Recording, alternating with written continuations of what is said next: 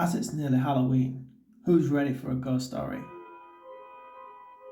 Many years ago, me and my wife, we rented a flat in Leeds. For the first year in the flat, I noticed that some strange occurrences would happen. I'm talking about ornamental items in the bedroom would just fall off of solid units onto the floor in the middle of the night, early hours of the morning. Bottles of shampoo would just fall into the bathtub. The video recorder would turn itself on and fast forward to the end. TV channel would start flicking over. I always attributed that to interference with other people that shared the building with us. Probably the strangest thing that I noticed in the first year was the doors to the living room and kitchen would pop open from time to time periodically. No draft or anything like that, they'd just open. We did the one thing we shouldn't have done, which was we acknowledged it and we actually named the ghost George. So every time the door would pop open, we'd give a little wave and we'd say, "Hello, George." Yeah, probably not the best thing to do in hindsight.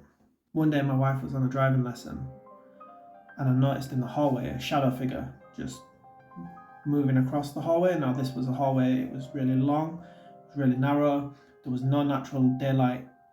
When my wife came back from her driving lesson, my first comment was, I think there's something not right with this house. And she responded, "You've only just noticed." Things progressively got worse. I'd wake up in the middle of the night with a sensation of like being tugged, like pulled down the bed. And I'd wake up and I physically was unable to move. I would rock my shoulders from side to side, trying to break the hold, trying to roll over and grab onto my wife, because if I'm going, you better believe she's coming with me. One night, my wife woke up and she actually said there was an old man sat next to me. She said he just looked at her and then disappeared.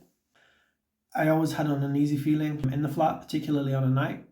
We would always feel like we was being watched when we was moving through the hallway. On a morning, we had a Simpsons cup, and when you lifted it up, it would say Donuts. and that would go off on a morning. And as soon as we'd go to investigate, it just stopped instantly. One day we was going to Blockbuster to rent some DVDs, showing the time period, of course. And when we left the house, we made a point of checking the upstairs window. We'd closed it. And when we left the house, we made a point of looking up at the window and actually commented, "I'm really glad you remembered to close that, because there's all these workmen in the area with ladders." We came home, the window was wide open, and we just looked at each other and we said, "What the hell?" We 100% we closed that window. Got in that afternoon, put one of the DVDs on that we'd rented, and one of the kitchen cupboard doors just slammed shut. No windows were open.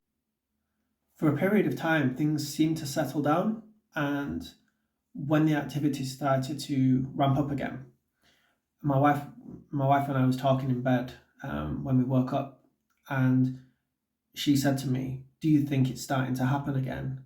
And the words that came out of my mouth were, "If it is, I'm getting his ass exercised."